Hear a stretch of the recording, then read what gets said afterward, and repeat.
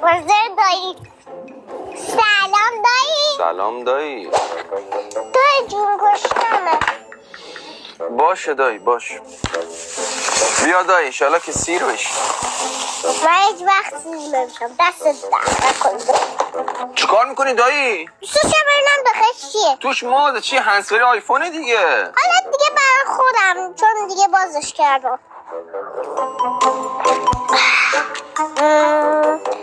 دایی جون نه آیفونی بدم. نه دایی اینا قابشه. خب اینا رو منم برای بابا. دایی تو هنده فروشی؟ آره دایی دارم فاکتور میزنم اگه اجازه بدی. پس اینا چیه؟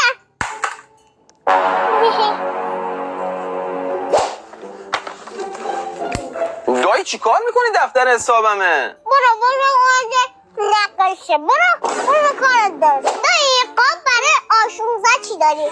دایی اینو دارم هم مکسیف دارم محافظ لنز 3 تا رنگم داره. ستاشو من مامانم انتخاب کن. وقتی از ارث مامانت کم کردم متوجه میشی.